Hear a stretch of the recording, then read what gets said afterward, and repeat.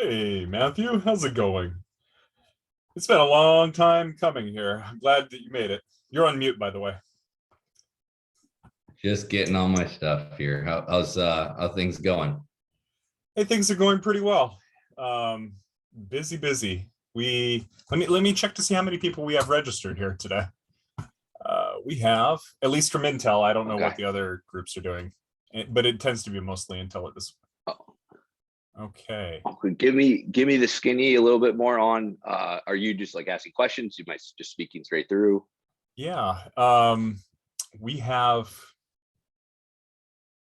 42 people registered currently. Oh, very cool. Which is way lower than we normally have, around 200. So what happened? They saw it was the insurance guy. And they're like, oh. I don't think that was it. I think the only person that they show up less for is, I think, the accountant. You gotta learn some insurance jokes then. It's just like if you ran a morgue, you just own it. I love insurance. I get the normal perception of the thing, right? But I love it, but I think of myself as an entrepreneur first who happens to do insurance, so absolutely. I wouldn't put myself in the total insurance nerd category, because even some of my insurance friends could put me to sleep. So I'll keep it more lively than that. Yeah, maybe we could just have a conversation, honestly, because there's no set agenda, and I want to learn all about the current updates in the insurance market. Frankly, I'm no longer part of Think Multifamily. Okay. So I think that's what you said. I think I said that I graduated. Yeah, absolutely. I mean, you see that, that happens, and everything like that. Are you still syndicating? Totally active. Yeah, I'm working on a 406 unit right now. Very cool. Where at? Phoenix, Mesa, Arizona. Very cool. The markets are pretty hot out there, it seems. Yep. Yeah, it's and hopefully my LUN here will get on my investor list, and that way that won't be an SEC violation. There you go. Are you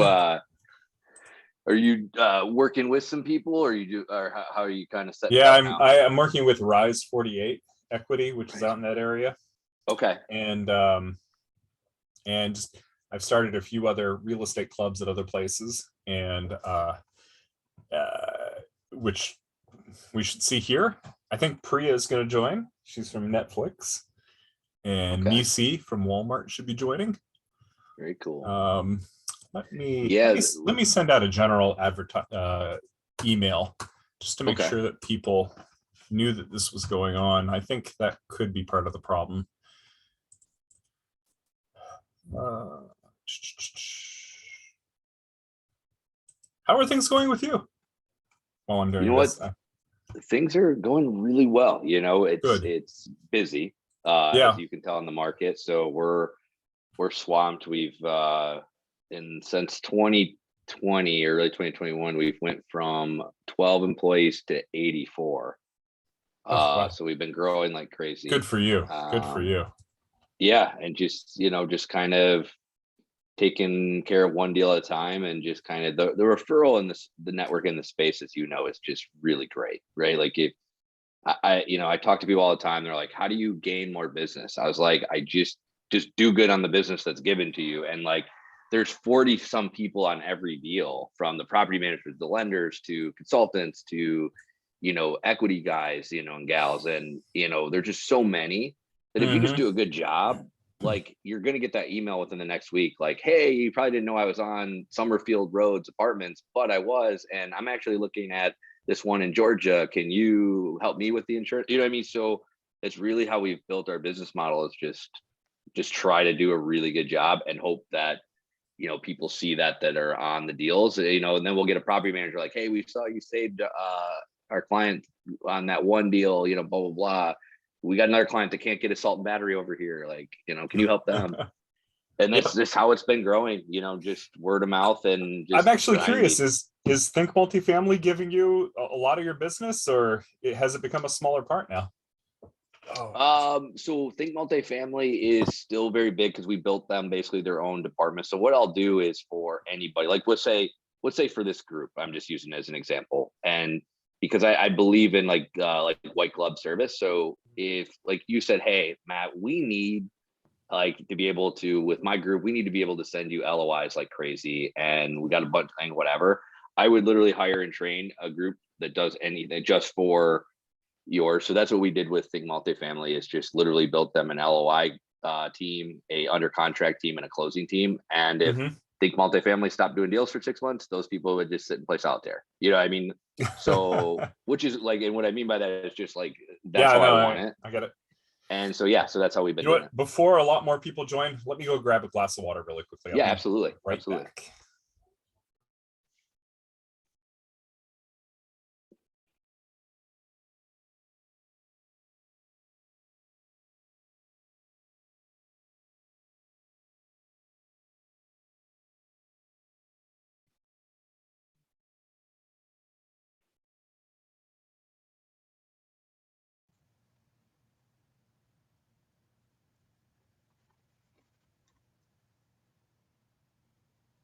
Hey, Daniel.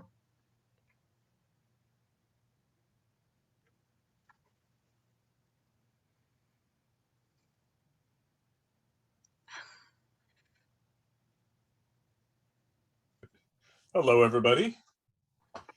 Welcome, and hopefully some of you are coming in. I realized that I needed to send the direct invite out, and some of you who are here early probably are just following the group, so thank you for that. Today we have, actually, let's wait a few more minutes and then I'll do the introductions and I'll hit record as well.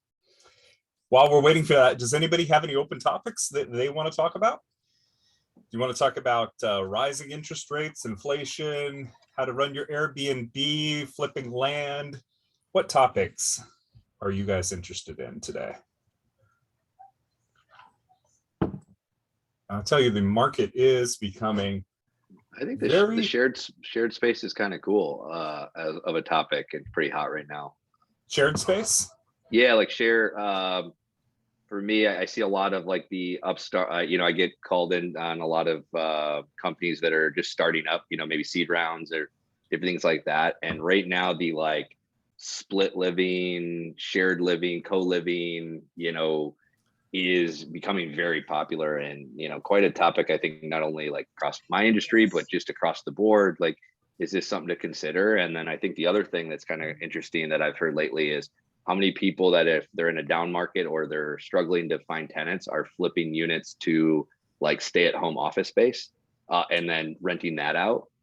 That's interesting. As just like a grind it out, like, hey, like, need to make income at all costs type of thing, so I think some of those are pretty cool that's going on in the space right now. Dennis says nobody can afford to live on their own. Which, now, when you say share space, are you talking about residential living, or do you mean like companies coming together in an incubator? Yeah, so there's one company is kind of cool that actually is a partner of ours called Padsplit. That's and then there's a bunch of this like this where they'll take a normal 8 unit, right? And they're splitting it up in like a shared space where all of a sudden like 24 people live in those 8 units, right? So there's that. It's like considered like as co-living. And then there's and then from the investing side, there's all these like partial share crowd.